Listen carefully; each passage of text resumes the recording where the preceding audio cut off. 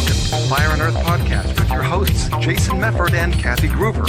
Fire and Earth, giving you the keys to unlock your limitless potential.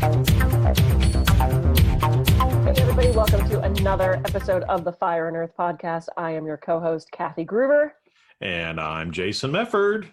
And today we're back to talk about love, love, love. Bum, bum, bum, bum, bum. Right, it brings up like all different kinds of stuff. But what about love? About the love languages? Mm-hmm. And when we hear the love languages, and for those of you that have read the book, it's specifically tools and techniques so that you can relate to your partner in love. So when you figure out what your love language is, and we sat down and figured out what ours was, I remember what mine are. That's all we need to know.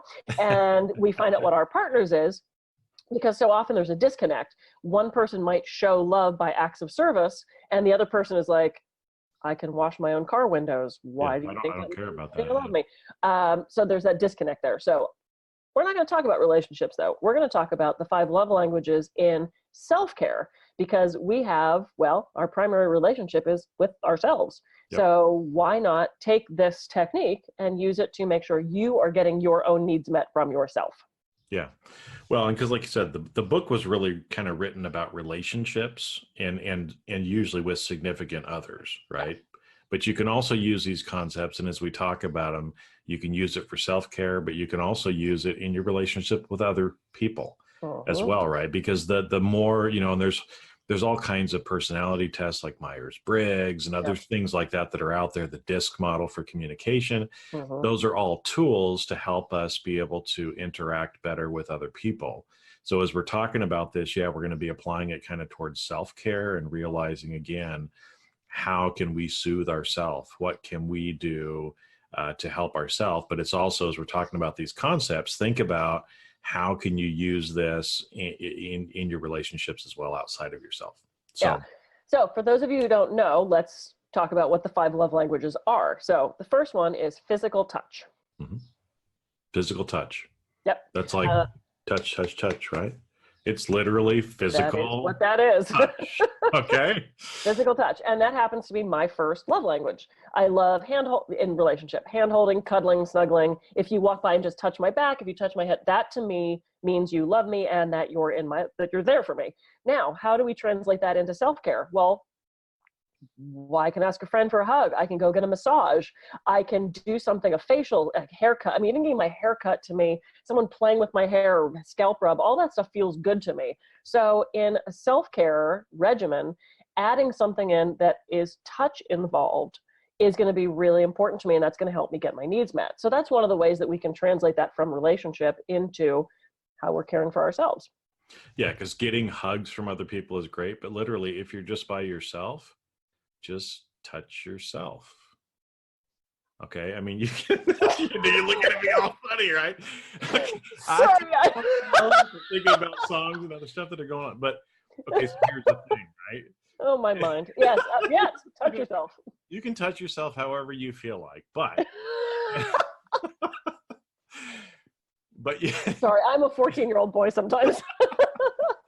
But you can't, I mean, literally actually just like, stroking your arm a little bit. Absolutely. Or a hand rub or a temple. Absolutely. Rubbing your ears a little bit, doing things like that. That's a good one. Is actually a way where, if you're feeling a little unhinged, you can kind of relax. And again, if there's nobody else around to be able to give you a hug, you can do a few things like that. And actually like rubbing your ears like that. Yeah, very soothing. It actually feels really great. Yeah. And so you can actually incorporate that kind of stuff in as well. Okay. So wasn't it you that talked about hugging yourself, that you could actually do this and hug yourself? Yeah. And I know it actually sounds weird, but literally, you give yourself a hug and you actually feel better. Yeah. I mean, it seems a little weird, but do it. It actually works.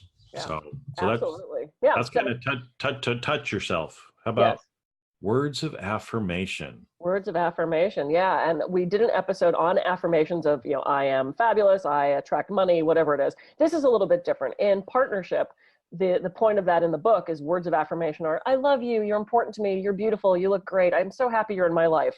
That actually is my number 2 one. I love hearing that. I love hearing that I'm appreciated, that I'm loved, that I'm cared for. So in relationship, I like that verbal feedback. So I like the physical touch and the verbal feedback. But what about in self-care? What can we do with words of affirmation in self-care? Well, even just like what we've talked about with affirmations, that you're telling it to yourself, right? Mm-hmm. And so again, even the simple things like I like myself, I'm valuable for who I am on the inside. Yeah, Saying all of those things, we can actually say those things to ourselves as well, and it absolutely. also helps soothe and give us, kind of what we need to hear there. So it's a little ironic, but yeah, the affirmations that you're doing to try to change your beliefs or to manifest certain things Mm-hmm. actually also help you in self-care, Yeah, if that happens to be one of your love languages. absolutely. Absolutely. So next down the list, we've got quality time. Mm.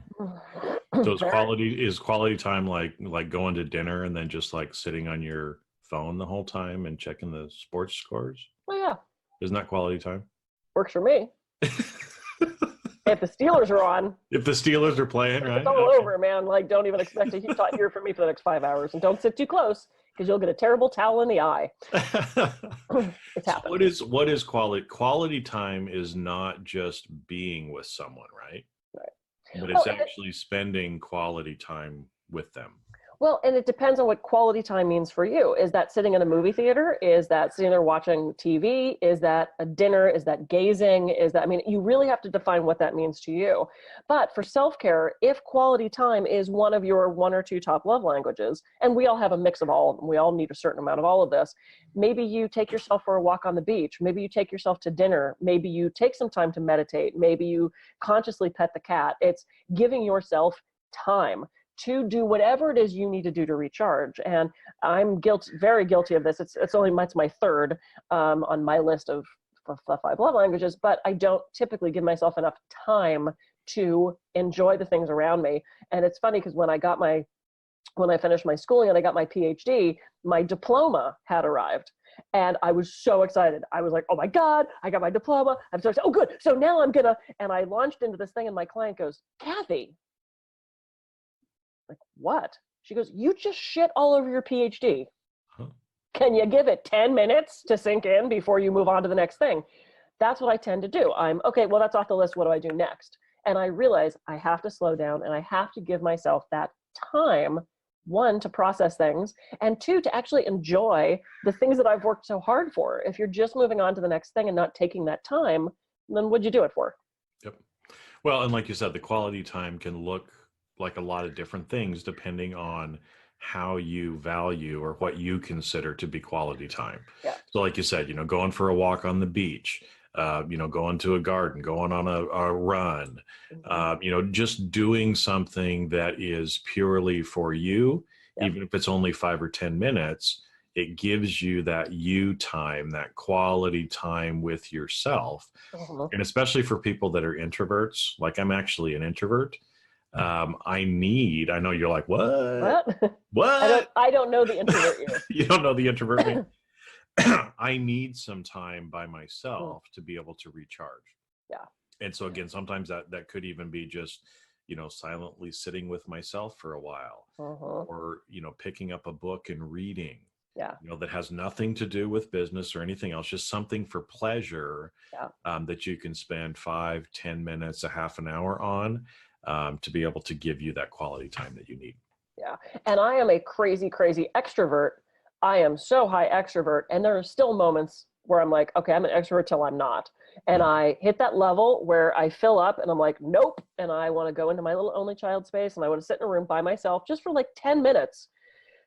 And then I'm ready to be an extrovert again. So you have to determine for you where your limits are and be aware of that. Just like in relationship, it's important to be aware of what your partner's needs are. It's important to know what you need and honor that as well. So we've got physical touch, words of affirmation, quality time, receiving gifts. Because diamonds are a girl's best friend, I don't have my jewelry on, but you yeah. don't have your jewelry on today. Yeah, so some people prefer to receive gifts, right? And so again, if for ourselves, we can do the same things, right? It's okay to buy yourself gifts. Absolutely. And in this, I think it's usually how I found it that works well for me is, I look forward to something with anticipation. Mm-hmm. Right. And so maybe I'll kind of force myself to do certain things or accomplish something. And then I reward myself Yeah. by giving myself a gift. Now, this is not one of my strong languages, for myself personally, but, again, there's kind of this nice satisfaction of, when you're raising kids, we call it gating. You gate the kids, meaning that there's kind of a gate. You put them in a cage? You put them in a cage. Oh, not my kid. Oh, this is why I didn't have kids. Okay. Sorry, I misunderstood what we were doing. But it's as if, pretend like the kid is behind a gate and they want to get to the other side. They have control over the gate. Once you open the gate, you can get to the other side. And so you can use gifts as a way to gate yourself, to say, when I accomplish this, as kind of a motivation standpoint, when I accomplish this, when I do that, then I can have this particular gift. Yep. And so it's a way of kind of motivating yourself. The one thing with receiving gifts that I'll kind of put in there that is sometimes a little challenge or can be dangerous is, especially if gifts is something that you really enjoy, you just got to temper that a little bit, because some people have shopping addictions and other things like that, where, the only way that they're trying to fill that void is by shopping and giving themselves things. And so you do have to be a little careful about that as well. I agree. But there are ways, like I said, that you can actually give yourself gifts to be able to, again, show that self-care. And it's like a woohoo, I did this and I got whatever this gift was that I got for myself. Right, exactly. And it's funny, when I was an actor in LA, I had a really dear friend named Boo. Bob Boo. Bob and Boo. for the longest time, I thought his name was Baboo. Like from Seinfeld, it was Bob Boo. Anyway, shouting out to Robert Boo. When we would have an audition, and we oftentimes got called for like similar projects or similar plays, when we would have an audition, he would go buy himself a toy. He would literally go to a toy store and he would buy some kid's toy that was just fun for him, and he would play. When I had an audition, I would go get a massage.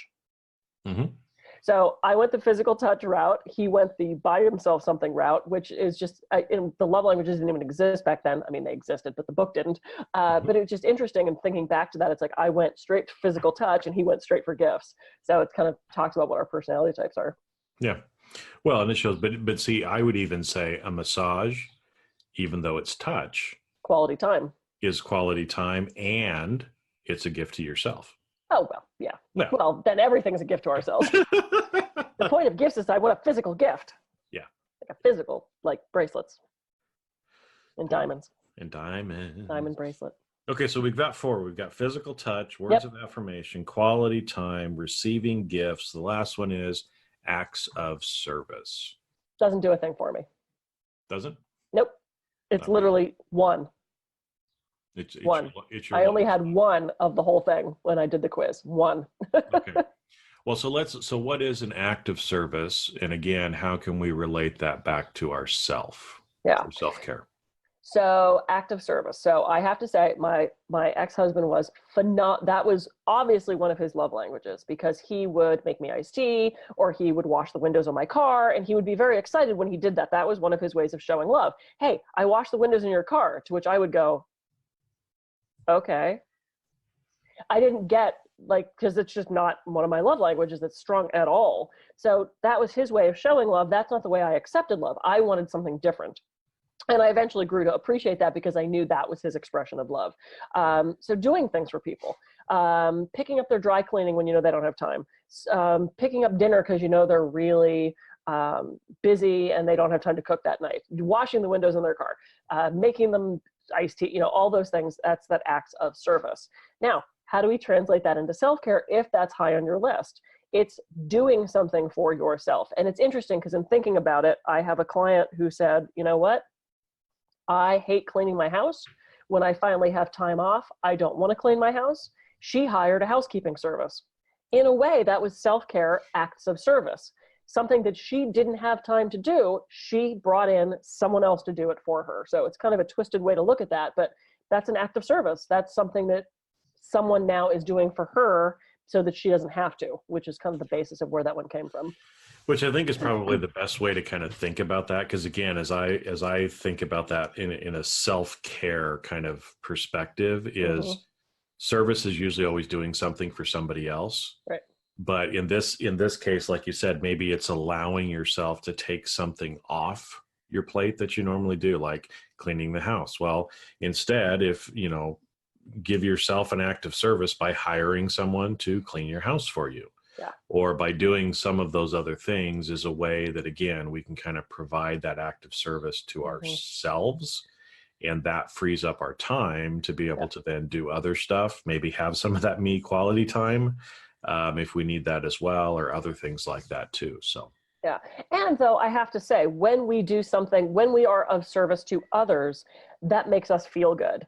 And it's interesting. I had to drop my car for the oil change and all that stuff. And I get dropped off at my office by the car place, but on the way back, I tend to grab whatever client is about to leave my office, and I go, can you run me 6 blocks down the street to get, and I had a client, I've known the guy for years, and I said, can I ask you a favor? If you have a second, and I knew he was on his way home, I said, would you mind dropping me at the car place? I got an oil change this morning, and he said, it would be my pleasure. He said, thank you for allowing me to be of service. Mm-hmm. And I was like, wow, okay. I mean, he was so happy that I could let him do something for me. And same thing, I have a very dear friend named Kim, who I was very upset one night, and I went to her and some grieving that I was going through. And she said, thank you. She said, I love being of service. She said, I don't get to do this enough for people. She said, so thank you for letting me be of service to you. And it's like, I never really think about it that way because I'm of service to people all day doing massage, as are you. We're teaching them stuff and we're allowing them to expand their consciousness and grow. We're of service to others, which allows us to feel good. So if that is one of your love languages, being of service to others might be that thing that really makes you feel good. Well, I think it's interesting. The way you brought that up actually made me think, because I think sometimes we, at least for myself, acts of service, again, for me is lower. And part of that might be that I was always taught, to be self-reliant, and we do things ourselves, and you take care of yourself, and, all that kind of stuff. But the one thing I've heard before too, is if you're feeling down, go help somebody, and you'll feel better. And so, we can do that where, again, we offer to try to help someone else and try to provide an act of service to someone else. But as you were talking, I was even thinking we should provide opportunities for people to serve us as well. Yeah. And I'm not talking about this in a way of like being a taker and trying to take advantage of or manipulate other people, but allowing other people the opportunity to serve. Yeah. Because I know a lot of times, we don't get that. And so I think you shared 2 great examples right there with your client taking you back down to get your car and your friend. Those were both opportunities where you were open and vulnerable and allowing them and saying, I could use some help. Would you help me? Because that actually takes courage to do. Yeah. And I think, again, this kind of does tie into the self-care, is allowing ourselves to have other people serve us is probably, how one of the ways that we can have that self-care in serving others is allowing people to serve us. Yeah. No, that's really good. And I'm glad you brought, because I was raised primarily by my dad, who was be self-sufficient. You don't need anybody and da, da, da, da. And so for my entire life, when people have offered to do something for me, I tend to go, no, I got it. And I've actually backed off on that. And I've started to go, yeah, you can do that. Thank you. And please say thank you. Yes.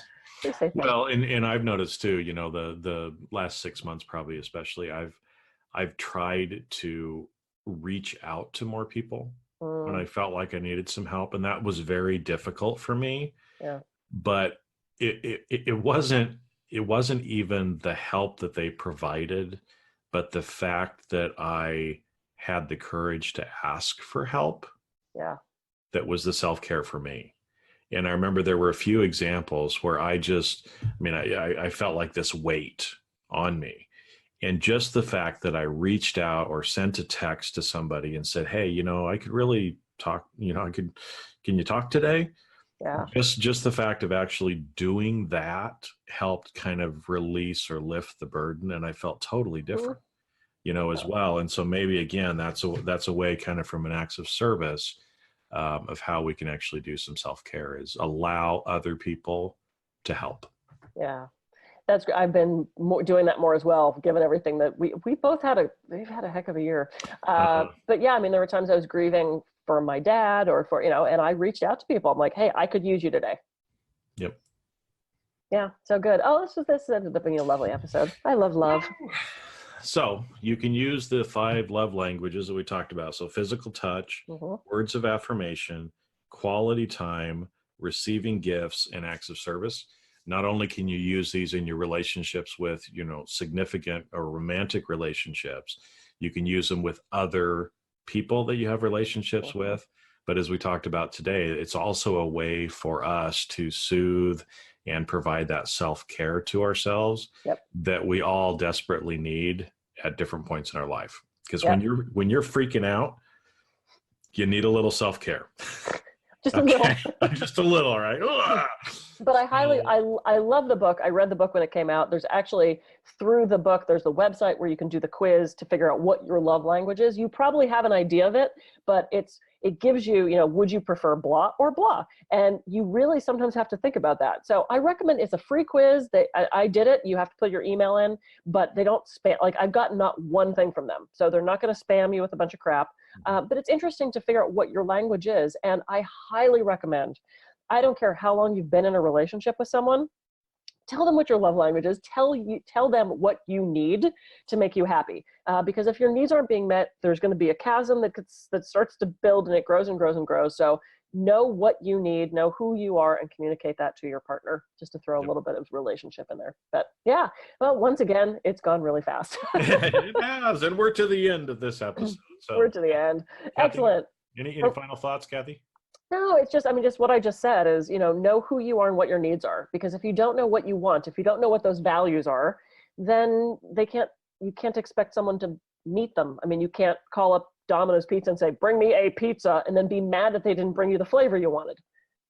Yeah. It doesn't work that way. You have to be specific in asking for what you need. So figure out who you are, figure out what you need, and then ask for it. Yep. It's a process. So anyway, having said that, I am Kathy Groover. I can be reached at kathygruver.com. And I'm Jason Mefford. I can be reached at jasonmefford.com. And we will see you on a future episode of the Fire and Earth podcast. Take care. See ya.